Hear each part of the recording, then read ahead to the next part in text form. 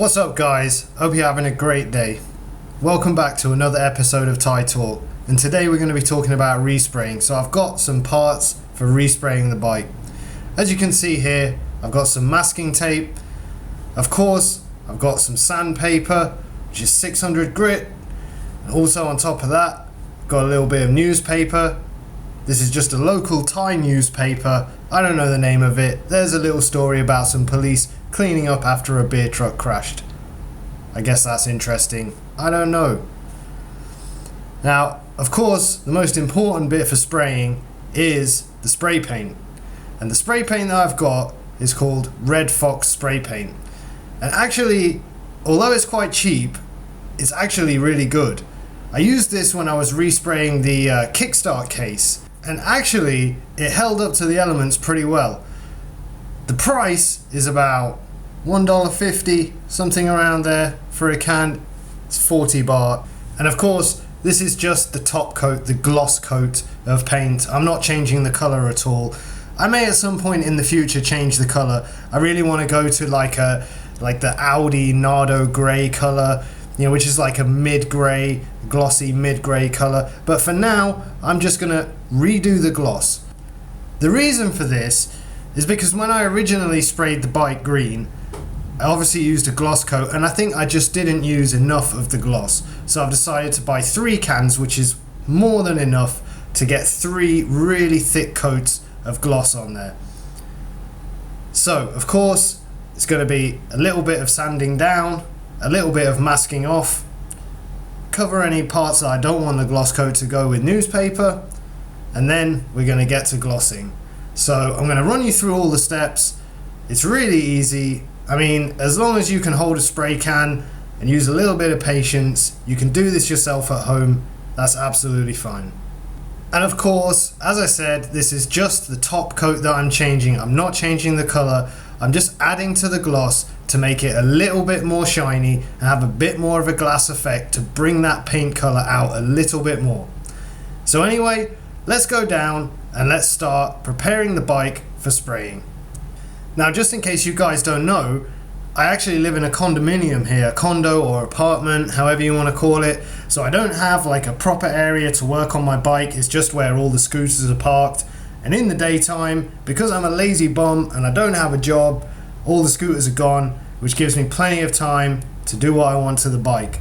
So I'm going to go down there and get this party started. So here we are, down at my bike.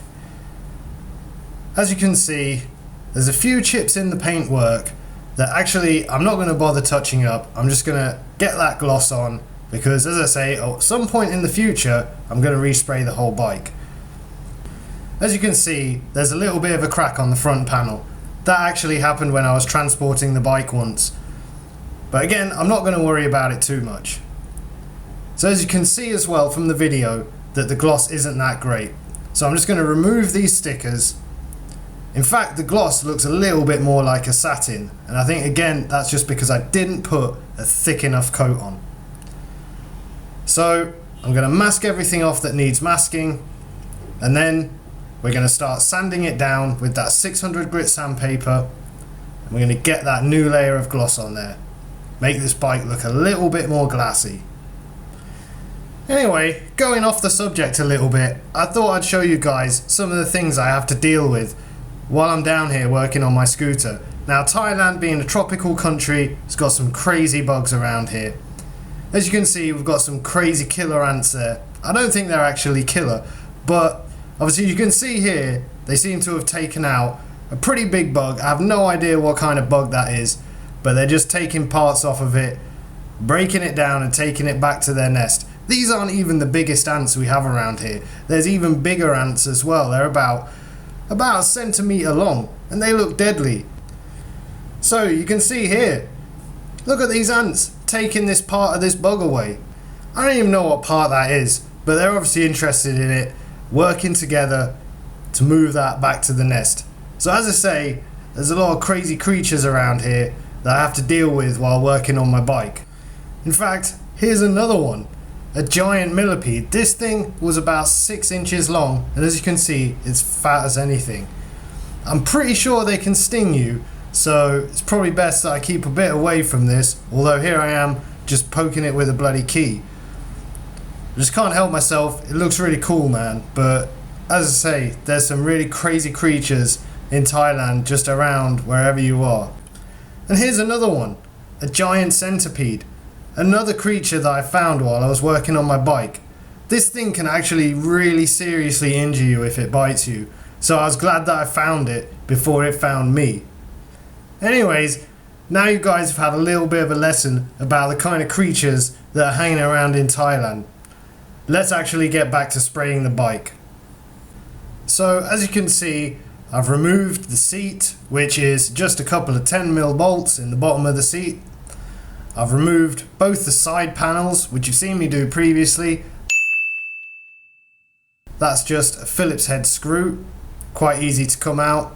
Sometimes it needs a bit of jarring, but most of the time it's easy enough. I'm not exactly sure what I'm going to do about this part here. I think I might remove the panel where the light is, but I may not do that yet. We'll see how the day progresses, but for sure I'm going to get some parts masked up and get ready for spraying. Okay guys, so here we are, like a bank robber, masked up and ready for action. Seems to have gone pretty well. What I've decided to do is completely mask off the rear light there. I don't think I have to worry about the mud guard, the dust guard, whatever you want to call it. I don't think I'm going to get much spray on that. Obviously I've gone around the edges here. I think I'll add some newspaper as well to certain areas. And as you can see, I have removed that panel that was around the light and the light as well, just so I can get a bit more masking on. And I'll probably put a bit of newspaper over the handlebars and whatnot there as well. So, of course, next up is the sanding, the bit that everybody hates, but the bit that we all know needs to be done properly. So here goes with the sanding.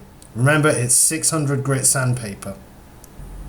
So, as you can see, I've been round and I've sanded the side panels here. Seems to have gone nice and hazy. That's the look that you're looking for with sanding, is instead of glossy, it goes more hazy. So obviously you're removing the top layer of gloss, and then we're going to apply a new layer. It doesn't matter too much that it looks like this, because the new layer of gloss will fill all of that sanding area there, and it will look absolutely like glass. Of course, if it's done properly, that's how it will look. And here's the front panel for you. Again, it looks a bit hazy now, so I think we're totally ready to get a bit of newspaper on there and to begin the spraying process. Now, of course, you want to shake up your cans plenty, lots of different directions, flip the can, shake it again, flip it, shake it. And if you're in a colder country, unlike Thailand, what I would suggest is getting a bucket of warm water and putting your spray cans inside the bucket for a little while before you begin spraying. This can help to make the mixture inside a little bit thinner and make it spray better without so much clumping of the paint. Now this can also work for base coat and primer. So as I say, if you're in a colder country, give that a try. So guys, as you can see, I've put a bit of newspaper over some of the more important parts and anything that will be more likely to get any spray drift on it. So this should be fine now to start spraying.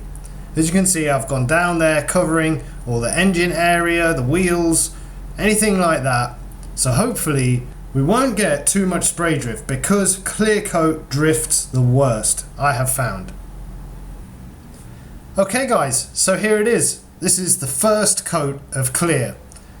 Now again, it does still look a little bit hazy. It's not completely glass clear, but already it's certainly a massive improvement on the previous clear coat that I did. This paint that I'm using, Red Fox, really is great. For the money, I really don't think you can complain. Again, it's just like $1.50 a can, super cheap stuff, but it's got a really good finish and it's really durable as well. So I'm really happy with this result. So now let's get on to the next coat, which will be the second clear coat. Okay guys, so now this is starting to look a lot more glassy. What I tend to do when I'm spraying is, for the first coat I'll go quite lightly, and the second coat applied will be a lot heavier. That's why it's starting to look a lot more reflective and a lot more glossy, because this was almost what they call a wet coat. So now let's move on to the next coat, which will be the third coat, and that will be a very heavy coat, so that should come out really, really nicely and the glass effect that I'm looking for. Okay guys, here it is. 3 full coats of clear coat, and now I don't know if you can really see the difference as well as I can, but the difference is amazing in between the second and third coats. I'm super happy about this. This has come out really nicely, and I mean, the last time I sprayed this I did 3 coats. I don't know why it's come out so different. Maybe it's just the different nozzle that they use on the Red Fox spray paint. I don't know, but this is really, really nice. There is a little bit of orange peel on there. It's like an effect where you get like a almost like rough effect to the paint, but it's still glossy.